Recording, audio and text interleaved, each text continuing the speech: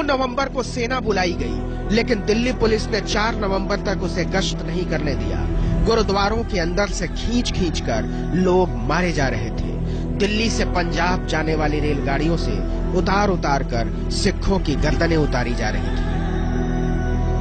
Delhi police ने 3 दिन लगातार ये कत्लेआम करते रहे और दिल्ली पुलिस जो है मूक दर्शन बनी रही। उसने रोकने का भी प्रयास नहीं किया, एक गोली नहीं चलाई, किसी को डंडा नहीं मारा, किसी को बंद नहीं किया। सिखों ने जान बचाने के लिए केश कटवाने शुरू किए, पगड़ी तक उतारी, लेकिन लोकतंत्र के हत्यारे नरसंहार की प्रस्तावना को अंतिम अध्याय तक ले जाना चाहते थे। 100, 200, 500, 1000, 2000, 3000 हिंदुस्तान की राजधानी राक्षसों के हवाले थी। 30 साल से सिर्फ और सिर्फ बातें होती रही हैं और कुछ भी नहीं हुआ है। सज्जन कुमार, ललित माकन, HKL भगत और जगदीश टाइटलर की चौकड़ी रात भर अपने काम में जुटी हुई थी। इस चौकड़ी की पूरी कहानी भी दिखाएंगे आपको।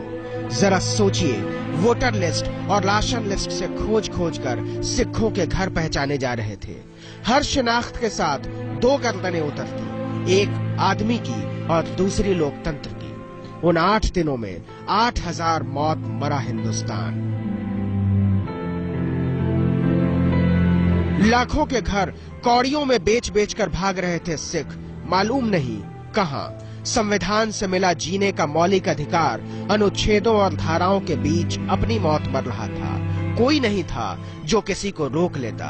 जिन आंखों ने वो मंजर देखे हैं, वो आंखें आज तक नहीं सूखी, क्योंकि जब सियासत सूख जाए तो उम्मीदें काट हो जाती हैं। कितनी अजीब बात है कि हजारों गवाहियों के बावजूद सब के सब बच गए। सफेद पोश बच गए, सियासत बच गई, सिपाही बच गए, सल्तनत बच गई। लेकिन इन सब के बच जाने की शर्त सिर्फ इतनी थी कि यह मुल्क मर जाता, और वो मर गया। ये वो सजाए मौत है जिसके फंदे में हम सब की गर्दनें हैं, इतिहास की भी और भविष्य की भी। आप क्या कहते हैं? आज तक ब्यूरो। राहुल गांधी ने अपने इंटरव्यू में कहा कि कांग्रेस ने अपनी तरफ से दंगों को रोकने की कोशिश की थी, लेकिन अगर उस वक्त के बयानों पर गौर करें तो राजीव गांधी ने कहा था कि जब बड़ा पेड़ गिरता है तो धरती हिलती है। 25 साल बाद मनमोहन सिंह ने माफी मांगी। राहुल गांधी ने यह कहा कि मुमकिन है कांग्रेस के कुछ लोग उन दंगों में शामिल रहे। इन 30 सालों में 9 प्रधानमंत्री बने, लेकिन अफसोस कि सियासत के दायरे में इंसाफ किसी को नहीं मिला। हमारा बच्चा जानता है। टाइटल को, सज्जन कुमार को फांसी आनी चाहिए। उसको भी अरेस्ट करें और उसको भी सजा दें, उसको भी फांसी दें।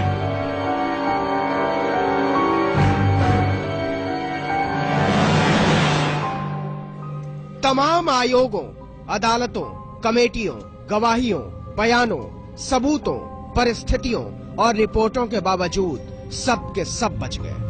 सत्य की तमाम खोजों के कोलंबस अंत में सियासत की मौत मरे। 84 में जिंदा बच गई बिरादरी की सांस तो चल रही थी, लेकिन मर वो भी गए थे इंसाफ के इंतजार की मौत। कुछ बच गए और कुछ बरी हो गए। सज्जन कुमार भी, जगदीश टाइटलर भी, ललित माकन भी और HKL भगत भी। कानून की सत्ता ने पीड़ितों की नजरों को गवाही मानने से इनकार कर दिया था। जज साहब 1 सेकंड भी खड़े नहीं हुए। मैं तो वहीं बैठ गई थी कि मैं ये चाह रही थी कि सज्जन कुमार को आपने बरी कर दिया तो मुझे सजाए मौत दो। कांग्रेस सच से भाग रही थी। दिसंबर 1984 में दिल्ली पुलिस के ACP वेद मारवा को सिखों के कत्लेआम की जांच का जिम्मा सौंपा गया, लेकिन सरकार को पता चला कि मारवा सच को लेकर कुछ ज्यादा ही गंभीर है। इसीलिए मई 1985 में उन्हें हटाकर जस्टिस रंगनाथ मिश्रा को लगा दिया गया। 86 में रिपोर्ट आई, और रिपोर्ट क्या थी? एक भद्दा और भयानक मजाक। जस्टिस रंगनाथ मिश्रा ने सारे अफसरों और नेताओं को क्लीन चिट दे दी और लिखा, किसी का नाम लेना आयोग का मकसद नहीं था, इसके लिए 3 अलग से कमेटियां बनाई जाएं। दुर्भाग्यपूर्ण है, ये देश के इतिहास पर कलंक है।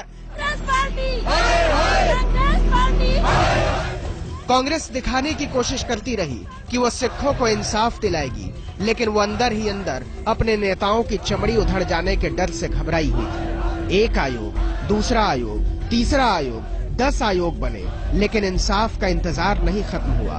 और 2007 में इंसाफ तब हुआ जब सीबीआई ने जगदीश टाइटलर के खिलाफ सारे मामले बंद कर दिए। 21 years, 7 commissions sat. Not one commission even took my name. Not one. Even till today, there is no FIR against me. Even a little constable has not come to ask me a question. फाइलें जिंदा रही और उम्मीदें मरती रही, मरती रही, मरती रही और मरती रही। अप्रैल 2013 में सज्जन कुमार भी इंसाफ की सदगति को प्राप्त हुए बरी हो गए। आज न्यायपालिका से जो मुझे न्याय मिला है, न्यायपालिका ने मुझे निर्दोष साबित किया है।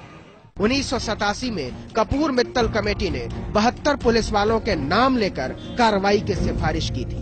30 को तो फौरन बर्खास्त करने की सिफारिश थी, लेकिन सिपाहियों ने सियासत वालों को बचा लिया था और सियासत वालों ने सिपाहियों को बचा लिया। और इस तरह 84 के दंगों का इंसाफ इंतजार की मौत मर गया। ये बेशक 100 साल भी लग जाए, इंसाफ जब तक मिलेगा नहीं, ये स्ट्रगल जारी रहेगी। ये स्टेट स्पॉन्सर्ड कार्नेज था, जिसको ये राइट्स कहते हैं।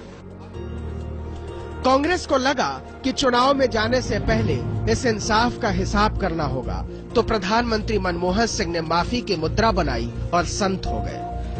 I have no hesitation in apologizing not only to the Sikh community but to the whole Indian nationhood, because what took place in 1984 is the negation of the concept of nationhood enshrined in our constitution. Congress फिर जीत गई, लेकिन न्याय तब भी नहीं जीता। 30 बरस बाद राहुल गांधी ने भी स्वीकार किया कि कांग्रेस 84 के कत्लेआम के न्याय को लेकर ईमानदार नहीं थी। 1984 के दंगों में मासूम लोग मारे गए थे और उनका मारा जाना बहुत भयानक था, जैसा नहीं होना चाहिए। 1984 और गुजरात दंगों में फर्क ये है कि गुजरात दंगों में सरकार शामिल थी। 84 के दंगों के दौरान सरकार दंगे रोकने की कोशिश कर रही थी। मैं तब बच्चा था और मुझे याद है कि सरकार पूरी कोशिश कर रही थी। गुजरात में इसके उलट हुआ, सरकार दंगों को भड़का रही थी। इन दोनों में बहुत फर्क है। अब एक बार फिर चलिए उन सहमे हुए चेहरों की ओर, पढ़ने की कोशिश कीजिए इन उजड़ी हुई आंखों को।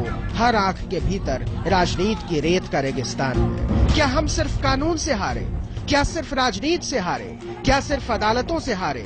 क्या सिर्फ उम्मीदों से हारे? क्या सिर्फ विश्वास से हारे? या खुद से ही हार गए थे हम? सोचिए, क्योंकि नागरिक जब खुद से हारने लगे तो मुल्क हार जाता है। पूछने का जी करता है, क्या आजादी सिर्फ 3 थके हुए रंगों का नाम है जिसे एक पहिया ढोता है, या इसका कोई खास मतलब होता है? कोई बताएगा क्या? आज तक ब्यूरो।